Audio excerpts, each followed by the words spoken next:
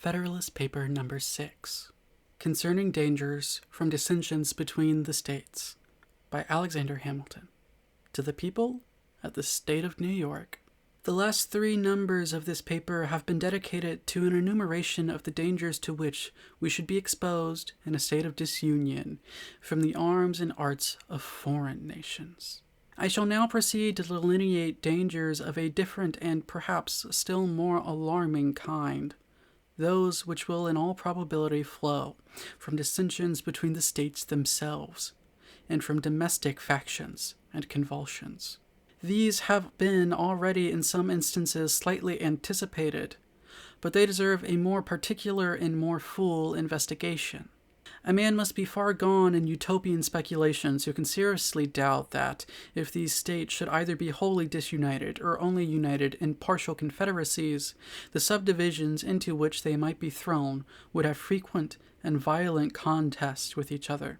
To presume a want of motives for such contests as an argument against their existence would be to forget that men are ambitious, vindictive, and rapacious. To look for a continuation of harmony between a number of independent, unconnected sovereignties in the same neighborhood would be to disregard the uniform course of human events, and to set at defiance the accumulated experience of ages. The causes of hostility among nations are innumerable. There are some which have a general and almost constant operation upon the collective bodies of society. Of this description are the love of power or the desire of preeminence and dominion, the jealousy of power or the desire of equality and safety. There are others which have a more circumscribed, though an equally operative, influence within their spheres. Such are the rivalships and competitions of commerce between commercial nations. And there are others, not less numerous than either of the former, which take their origin entirely in private passions, in the attachments, enmities, interests, hopes, and fears of leading individuals in the communities of which they are members. Men of this class, whether the favorites of a king or of a people, have in too many instances abused the confidence they possessed, and assuming the pretext of some public motive, have not scrupled to sacrifice the national tranquillity to personal advantage or personal gratification. The celebrated Pericles, in compliance with the resentment of a prostitute, at the expense of much of the blood and treasure of his countrymen, attacked, vanquished, and destroyed the city of the Samnians. The same man, stimulated by private pique against the Megarensians, another nation of Greece, or to avoid a prosecution with which he was threatened as an accomplice of a supposed theft of the statuary Phidias, or to get rid of the accusations prepared to be brought against him for dissipating the funds of the state and the purchase of popularity, or from a combination of all these causes, was the primitive author of that famous and fatal war, distinguished in the Grecian annals by the name of the Peloponnesian War, which, after various vicissitudes, intermissions, and renewals, terminated in the ruin of the Athenian Commonwealth. The ambitious cardinal who was prime minister to Henry VIII, permitting his vanity to aspire to the triple crown, entertained hopes of succeeding in the acquisition of that splendid prize by the influence of the Emperor Charles V. To secure the favor and interest of this enterprising and powerful monarch, he precipitated England into a war with France, contrary to the plainest dictates of policy, and at the hazard of the safety and independence, as well of the kingdom over which he presided by his counsels, as of Europe in general.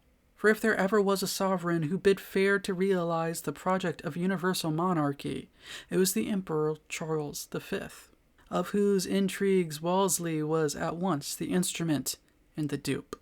The influence which the bigotry of one female, the petulance of another, and the cabals of a third had in the contemporary policy, ferments, and pacifications of a considerable part of Europe are topics that have been too often descanted upon not to be generally known.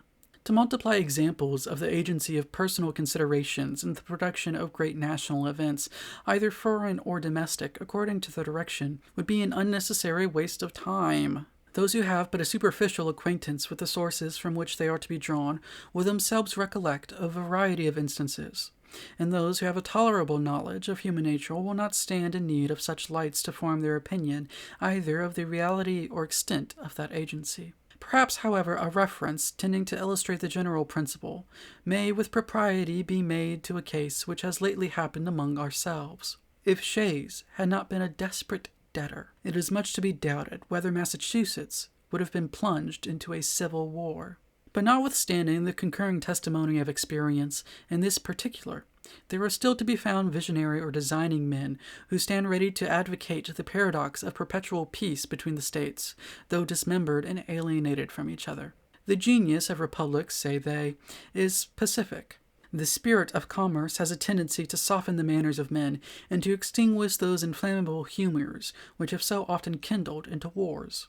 Commercial republics like ours will never be disposed to waste themselves in ruinous contentions with each other. They will be governed by mutual interest, and will cultivate a spirit of mutual amity and concord. Is it not, we may ask these projectors in politics, the true interest of all nations to cultivate the same benevolent and philosophic spirit? If this be their true interest, have they in fact pursued it? Has it not, on the contrary, invariably been found that momentary passions and immediate interest have a more active and imperious control over human conduct than general or remote considerations of policy, utility, or justice? Have republics in practice been less addicted to war than monarchies?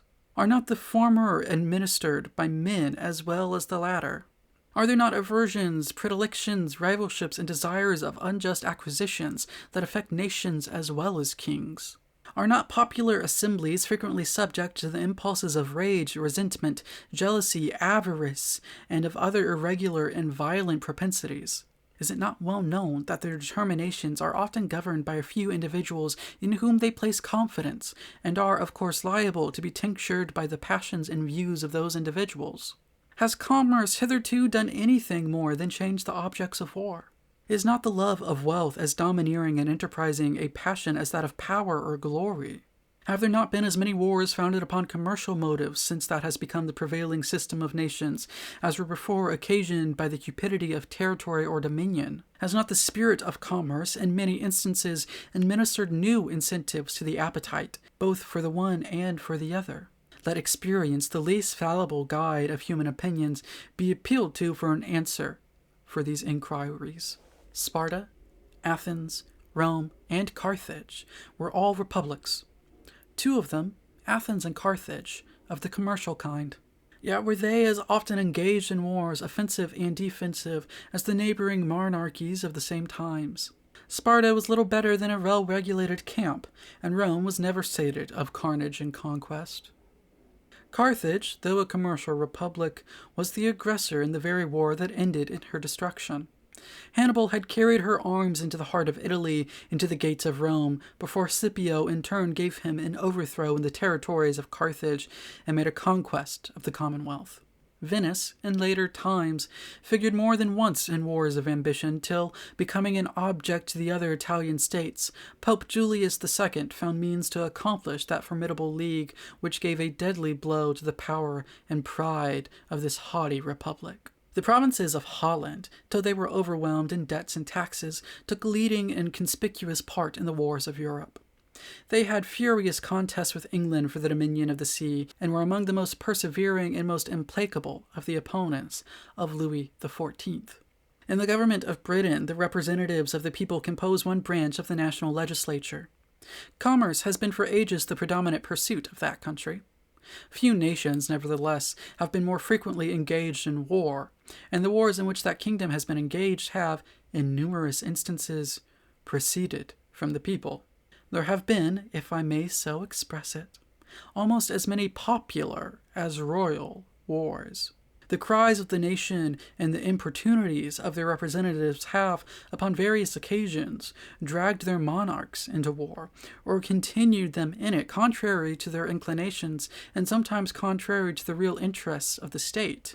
And that memorable struggle for superiority between the rival houses of Austria and Bourbon, which so long kept Europe in a flame, it is well known that the antipathies of the English against the French, seconding the ambition, or rather the avarice, of a favorite leader, protracted the war beyond the limits marked out by sound policy, and for a considerable time in opposition to the views of the court.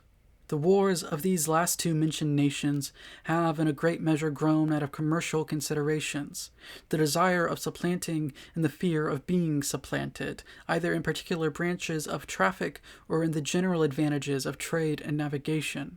From this summary of what has taken place in other countries, whose situations have borne the nearest resemblance to our own, what reason can we have to confide in those reveries which would seduce us into an expectation of peace and cordiality between the members of the present confederacy in a state of separation? Have we not already seen enough of the fallacy and extravagance of those idle theories which have amused us with promises of an exemptions from the imperfections, weaknesses, and evils incident to society in every shape?